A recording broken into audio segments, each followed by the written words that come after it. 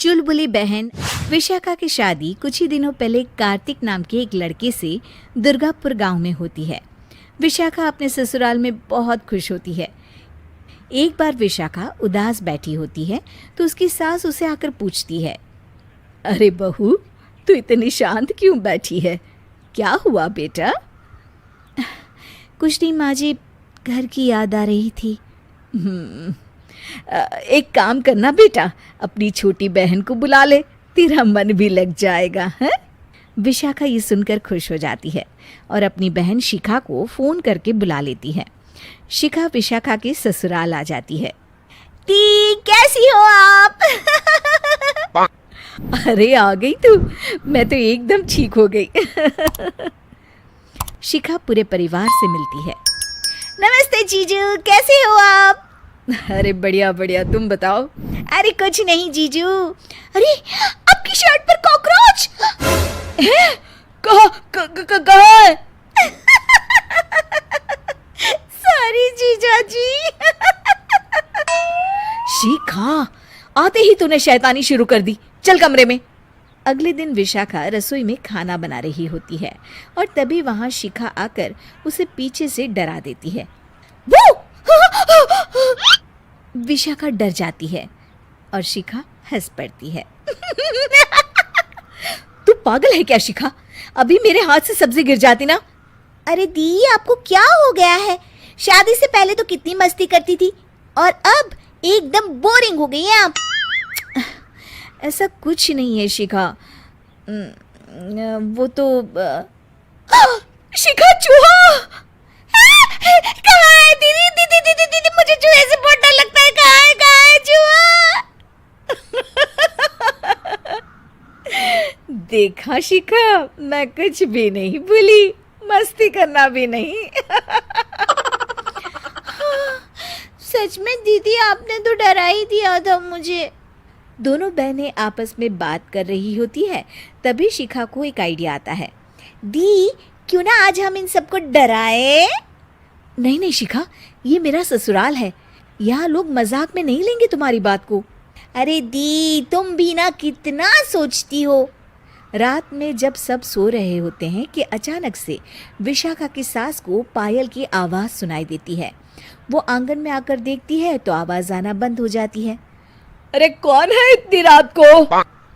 वो जैसे ही मुड़ती है तो देखती है कि सफ़ेद साड़ी में एक औरत घूम रही है। वो डर जाती है और भागकर अपने कमरे में चली जाती है।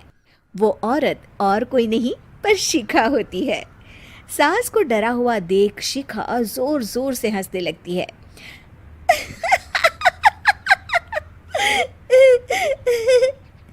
अगले दिन शिखा ये बात विशाखा को बताती है। ऐसा तुझे नहीं करना चाहिए था शिखा, ये मेरा ससुराल है और तू यहाँ ऐसे मजाक नहीं कर सकती। किसी को पता चल गया ना तो हमारी तो शामत आ जाएगी। अरे कुछ नहीं होगा दी, मैं तो सोच रही हूँ कि आज अच्छे से मेकअप भी कर लूँ तो और ज्यादा मजा आएगा। शिखा वहाँ से चली जाती है और विशाखा की सास ये सब सुन लेती है। ओह, तो ये सब शिखा का करा धरा है। रात में जब पूरा घर सो रहा होता है तो शिखा फिर से मेकअप करके आती है और पायल की आवाज़ फ़ोन से बजाकर टहल रही होती है घर में। तभी उसके ससुर आ जाते हैं। शिखा जैसे ही उनको डराती है वो अचानक से गिर पड़ते हैं और बेहोश हो जाते हैं। शिखा ये देखकर डर जाती है। अरे अंकल जी, क्या हो गया आपको? दी, जीजू, जल्दी आओ। अंकल जी उठिए ना। सारे घर वाले वहाँ आ जाते हैं। अरे पापा, क्या हो गया आपको? क्या हुआ शिखा, ये बेहोश कैसे हो गए? अरे तूने डराया क्या इन्हें ये चुड़ैल जैसा मेकअप करके? हैं? आंटी जी, मैं तो बस मजाक कर रही थी, मुझे नहीं पता था कि अंकल इतना ज्यादा शॉक्ड हो जाएंगे। तुझे पता है ये दिल के मरीज हैं। हे भगवान, इन्हें तो दिल का दौरा पड़ गया है। शिखा घबरा जाती है। क्या दिल का दौरा? तेरी वजह से आज इनकी ये हालत है। इन्हें कुछ भी हुआ ना तो तू जेल जाएगी, समझी? शिखा रोने लगती है। नहीं नहीं आंटी जी, ऐसा मत बोलिए, अंकल को कुछ नहीं होगा। तभी ससुर को छींक आने वाली होती है। वो छींक रोकने की कोशिश करते हैं, लेकिन फिर भी उन्हें छींक आ जाती है और उनकी आंख खुल जाती है। अंकल, आप ठीक तो है ना अंकल? ससुर और सास हंसने लगते हैं। क्यों बेटा, सिर्फ तुम्हें ही मजाक करना आता है क्या? है तो क्या पापा बेहोश नहीं हुए थे? अरे नहीं नहीं, मैंने ही प्लान बनाया था ये। पर क्यों माँ? क्योंकि विशाखा को लगता है कि ये उसका ससुराल है, उन्हें ऐसी मजाक वाली बातें पसंद नहीं आएगी।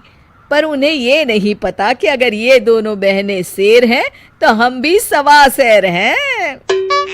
ये तो बिल्कुल सही कहा आपने आंटी जी। हमारे चैनल कुमार कहानी वाला पर और अधिक इंटरेस्टिंग वीडियो देखने के लिए अभी चैनल को सब्सक्राइब करें तथा नोटिफिकेशन पाने के लिए बेल आइकन को प्रेस करें।